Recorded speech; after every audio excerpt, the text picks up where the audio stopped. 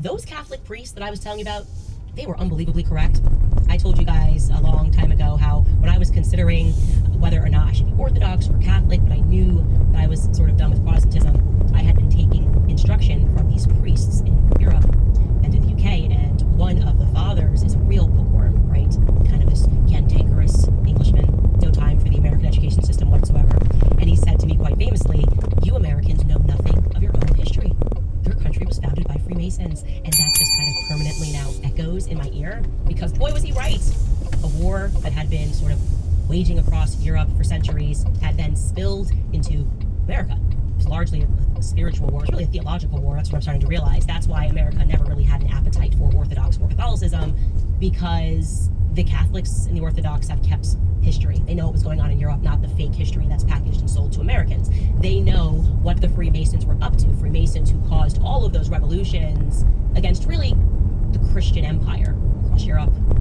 The idea really, I now think, is keep Americans fat and dumb and drugged and propagandized, right? And then when we need to, use their men to mass murder other Christians overseas. That's the big picture that I'm beginning to see. All of this to say, did you know that our FBI was founded by Charles Joseph Bonaparte? I had no idea. I hate to be American ignorant, but I had no idea. And yes, that man was the founder. And yes, that is like Napoleon Bonaparte. His grandfather, Charles's grandfather, was Napoleon Bonaparte's brother. This is his great uncle. Napoleon Bonaparte was his great uncle, which makes it kind of hilarious, right? Because our tip yesterday from that person in Wilmington, Delaware, was asserting that the FBI had these offices, these kind of hidden offices, maybe kind of in buildings that appear to be in part controlled by French-American families who might have some conflicted interests. Particularly, we were discussing the DuPont family, right? Mentioning the DuPont family led to a flurry of tips coming out of Delaware. It was incredible. People in Wilmington saying, yeah, no, they own kind of everything, like everything, hospitals, schools, buildings, you name it, it is theirs. And then we received some more tips from people who were invested in sort of the urban legends of the DuPont family. They were telling us, hey, I went to school with DuPonts, like there's a lot of stories there. And these stories sound a lot like what you were covering in your Becoming Brigitte series. You remember actually right before we had been sort of interrupted in Becoming Brigitte series 2, season 2, we were speaking about Eric Dupont already, and we were speaking about how he was kind of known and a name for himself, making an argument for happy incest. Yeah, people were telling us like, hey, this Dupont family, there's a lot going on there, and they also maybe been involved in some murders. Again, this was DuPont folklore, if you will. But then more emails came in, and you know what? It's not entirely folklore.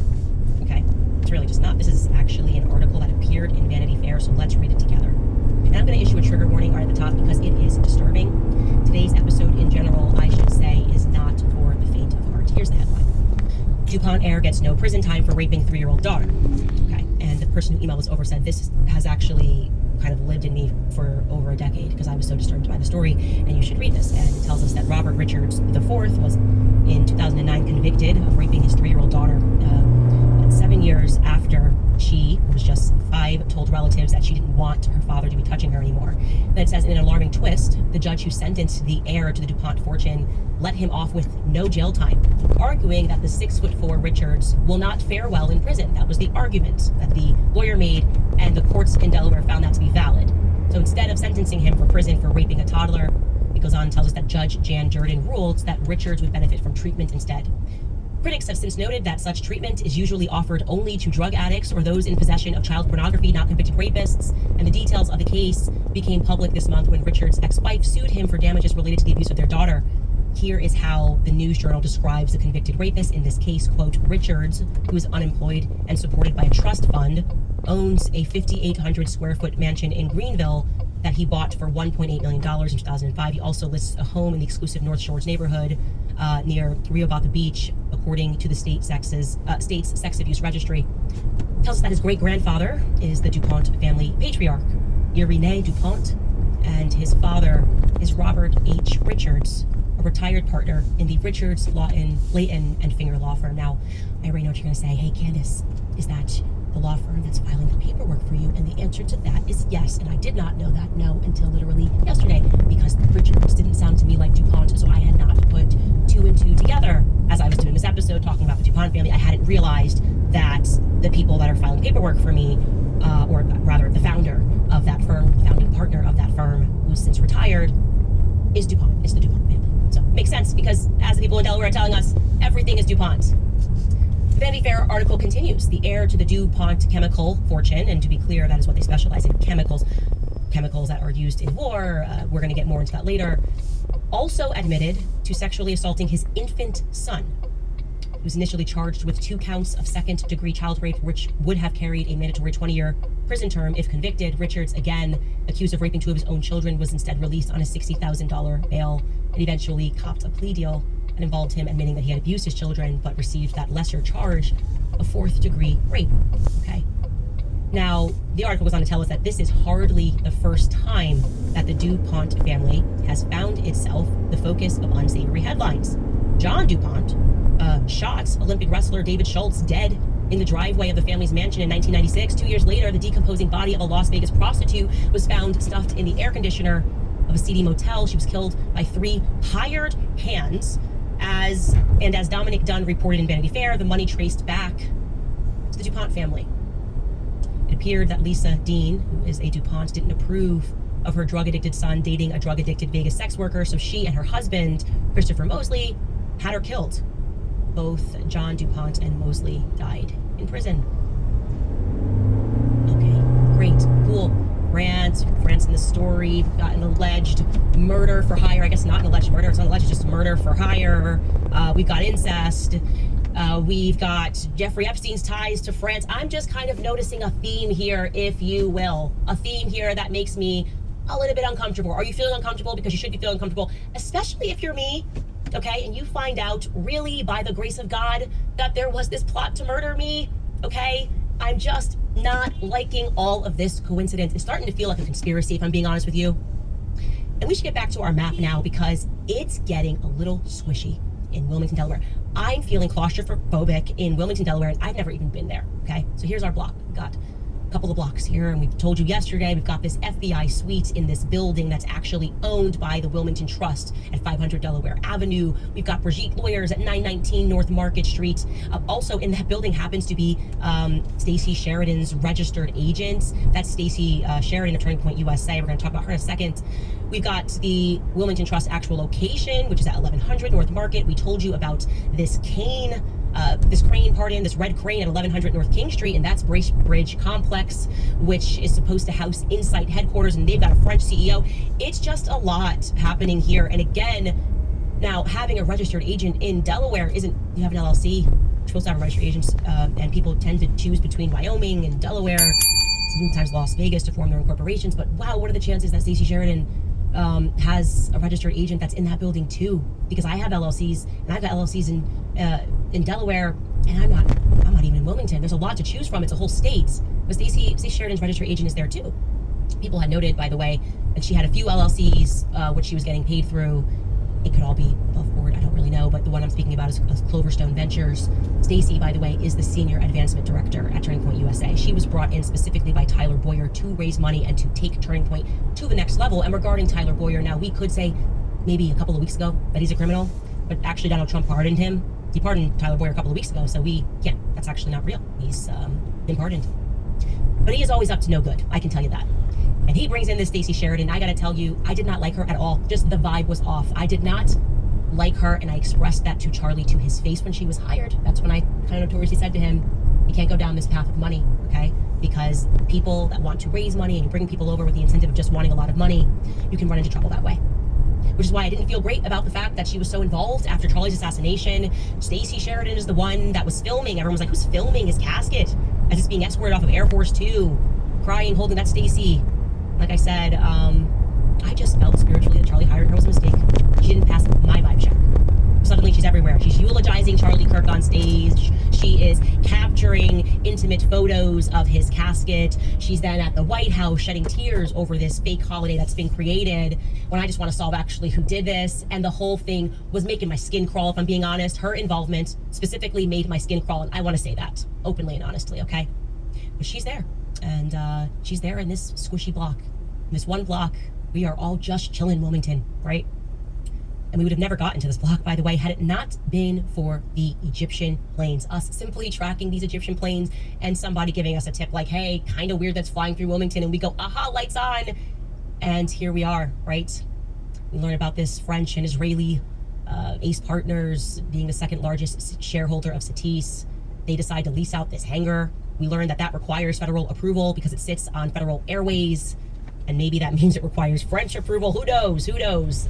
I don't know anything at this point except everything stinks to high heaven. And so I start asking myself, what do we all have in common? Why are we all just chilling in Delaware? That's what I'm trying to ascertain. What are we all doing over here near King Street? Who is the king? Right? Do we have some shared interest that I haven't seen through yet? And now would be the appropriate time for us to get back into that timeline because there is an important question that we forgot to ask. So let's jump into our timeline, beginning with the inflection point, which was that Tucker Carlson speech. Now I want to say this, on that July 11th when Tucker Carlson gave that speech, I did, and I hope I'm not betraying anything too private here, but I asked Tucker about that speech. I was like, what inspired you? I went back and watched it, and he's going hard, and he's talking about where's all this money coming from, and, you know, is this even a meritocracy? Like, why are people that are not impressive billionaires? What's happening in this country? I asked Tucker, what made you say that? And he said, I had no plan to say it. It just came out of my mouth. It was just inspired. It just came out of my mouth when I hit the stage. There was no plan. Charlie said goes Max, and that is what Tucker riffs. And I do think that was a part of, there was something spiritual that moved him to say that. I will say that. Anyway, so that's July 11th. Tucker Carlson speaks at Turning Point USA's conference, and the donors freak out. Calls out Jeffrey Epstein. He says that people who serve in foreign armies should be stripped of their citizenship. He muses about Bill Ackman's wealth and where it comes from. We are told, even though we have not been able to confirm this with a shred of evidence, that it was 7 days later that the request came from to Turning Point USA from UVU's chapter for Charlie to have this event. That's very late in the day already, but again, we see no proof of this.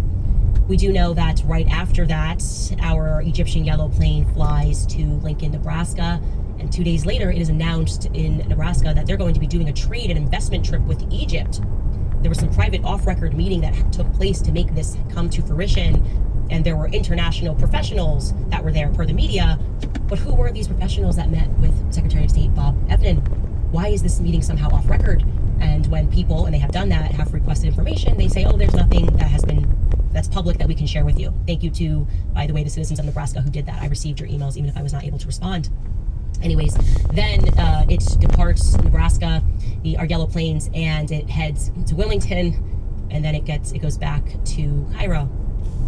We then know that in this same time frame-ish is when Charlie vacations up to Maine for a couple of weeks to be with his family, goes off radar. We've got Mikey McCoy, his wife, Eliza, that joined them for the first time they're doing this joint family vacation, and Mikey's capturing these last videos that are going to warm our hearts about Charlie. And he's like amazing. That's just how he is. And on July 25th, Charlie speaks in Westchester, New York. At the end of July, this is a new little update for you. YRefi comes in as the #1 sponsor of the Charlie Kirk Fall Tour. So this is end of July, early August. And I'm wondering why they did that then, because that's pretty late in the day. Remember, this was something they freaked out about when I said, hey, this is not how Turning Point events are come together. They're not instant, actually. In the history of me speaking on college campuses and having headlined these tours, they are planning them at least a semester ahead. And then it was like mass panic. I got like Lila Rose and Ali Stuckey, who have never headlined their tour, suddenly saying, that's not true, that's not true. What are you talking about? And like, I'm talking about, I worked there, so I know exactly what I'm talking about. And that was a weird thing to debunk. And I'm wondering, why was this put together so late in the day? And I am musing here, but I'm wondering if YRefi, after Charlie lost millions of dollars, said, hey, you can make that up by going on tour. You know, like we are willing to do this. And maybe Charlie actually wasn't planning on going on tour at all. And this tour actually came together very quickly. I'm musing on that. I'm not introducing that as a fact. I'm introducing that as a question. Anyways, back to our timeline. YRefi is going big, and they are going to be the main sponsor of this fall tour. And that's how that came together. Then we know that in very early August, Turning Point was scouting that location and that event, and they specifically requested for Charlie to be in that amphitheater. Now, apparently Charlie had done, according to some insiders, had loved the event that he had done in an amphitheater environment in Nashville. What I don't know if he said, I only want to do that going forward, but I do know that Turning Point USA insisted upon that. The person that was orchestrating that event, Macy Crofts, was saying, look, this is what Charlie wants, and that could be true. August 2nd is when we have our French Legionnaires arriving in America for a 3-week training session in California, which is going to end on the 25th. And then a couple days later, we have the Hamptons retreat, which Charlie Kirk himself described as an intervention, as an Israel intervention. And influencers who were there said that he was being pressed on his shifting viewpoints on Israel. And we know that the influencers were paid for by Bill Ackman. I don't think that that's particularly a big deal. Obviously, he has interests and was potentially coming on as a donor for Turning Point USA. We have what I do think is a big deal, which is Bibi Netanyahu calling Charlie and offering to take Turning Point to the next level. And that, my friends, is the billion-dollar question, maybe the trillion-dollar question. In exchange for what? Have we considered that? This man is fighting like a 20-front war, and he calls Charlie Kirk and asks, do you want to come to Israel? We can take Turning Point to the next level. In exchange for what and through who? Because I'm going to guess that Bibi Netanyahu is not just going to write a check signed to Bibi Netanyahu and just do that as an act of